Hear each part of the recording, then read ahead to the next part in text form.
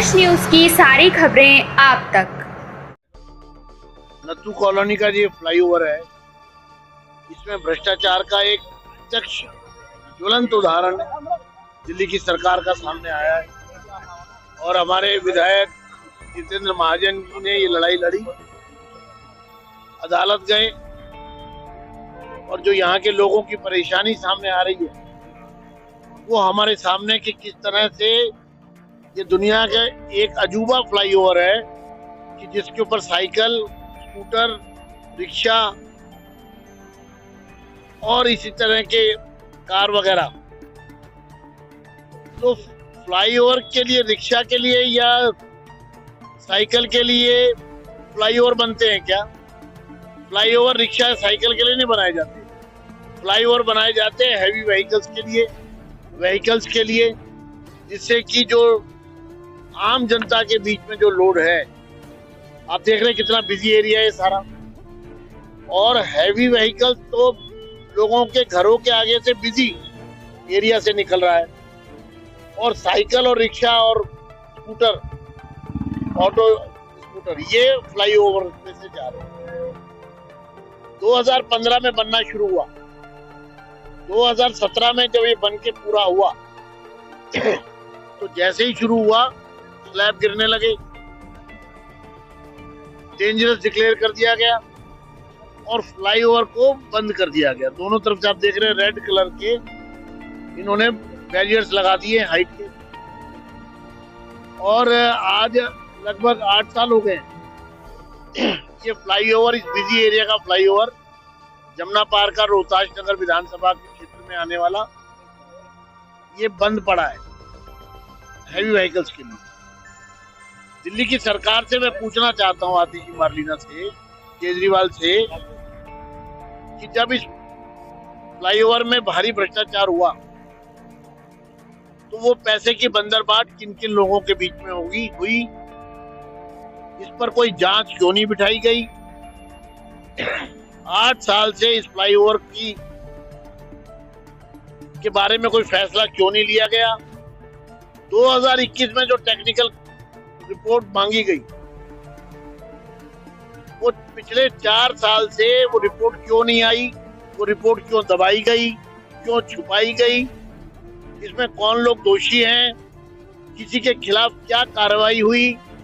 जो करोड़ों रुपया जनता का पैसा लगा इसमें और वो लोगों के इस्तेमाल में नहीं आई जगह, और इस फ्लाईओवर के कारण और कंजेशन यहाँ बढ़ गया, क्योंकि जब इसका इस्तेमाल ही नहीं हो रहा एक प्रकार से, तो लोगों को जो दिक्कतें आ रही हैं उसके बारे में हम दिल्ली की सरकार से पूछना चाहते हैं। मैं यहाँ स्वयं जितेंद्र महाजन जी के साथ और अपने बाकी साथियों के साथ हम लोग यहाँ सारा इंस्पेक्शन किया है, लोगों से बातचीत भी हम कर रहे हैं, अभी और भी कुछ लोगों से बातचीत होगी। लेकिन ये सरकार क्यों इस पर कुंडली मार के बैठी रही 10 साल तक?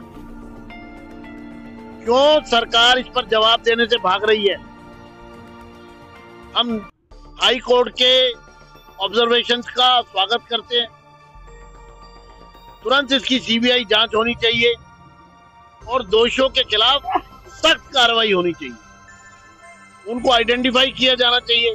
कंप्लीशन सर्टिफिकेट कैसे मिल गया? जो फ्लाईओवर टेक्निकली सब स्टैंडर्ड है, सब स्टैंडर्ड मटेरियल यूज किया गया है, सब स्टैंडर्ड कंस्ट्रक्शन है, सब स्टैंडर्ड डिजाइन है, तो फिर उसकी पेमेंट क्यों हुई? जब बनते ही वो गिरना शुरू हो गया तो पेमेंट क्यों की गई? कोई पेनल्टी इंपोज क्यों नहीं हुई? कंप्लीशन सर्टिफिकेट क्यों दिया गया? ये तमाम क्वेश्चन है जिस पर हम इस सरकार से बात करना चाहते हैं। हम दिल्ली की विधानसभा का सत्र प्रारंभ हो रहा है, वहां हमारे विधायक जितेंद्र महाजन जी इस मुद्दे को उठाएंगे और भाजपा के सारे विधायक इसका समर्थन करेंगे और सरकार से इसका जवाब मांगेंगे। मुख्यमंत्री ने आरोप लगाया है, मुख्यमंत्री आतिशी ने, कि केंद्र सरकार दिल्ली के अधिकारियों के साथ मिलकर हर विधानसभा से 20,000 वोट कटवाना चाह रही है। देखिए, ये बौखला गए हैं, ये वास्तविकता में रोहिंग्या के वोट बना रहे हैं। बांग्लादेशी घुसपैठियों के वोट बना रहे हैं। आम आदमी पार्टी का चरित्र है, दिल्ली में अतिक्रमण करवा रहे हैं रोहिंग्या से।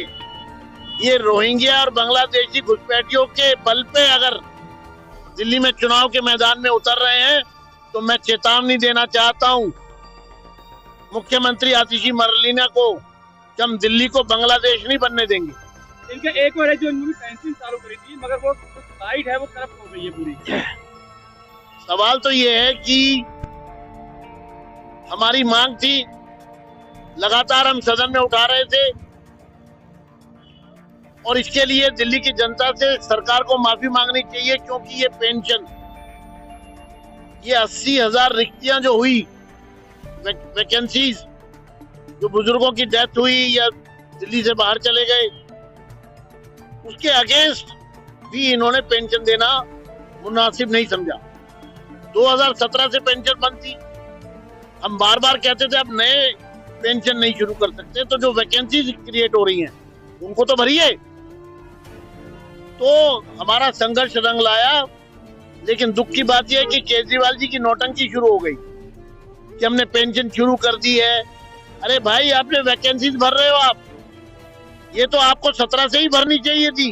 जैसे वैकेंसीज आती वैसे वैसे नए लोगों को लगाइए, क्यों नहीं लगाया? 8 साल तक इन 80,000 वैकेंसीज को क्यों लेके बैठे रहे? अगर इन 8 साल में जो बुजुर्ग इसका लाभ लेते, दवाई लेते, अपनी उनका जीवन लंबा होता, स्वस्थ रहते, शायद वो इस पैसे की कमी के कारण उनकी मौत हो गई हो। कौन है जिम्मेदार?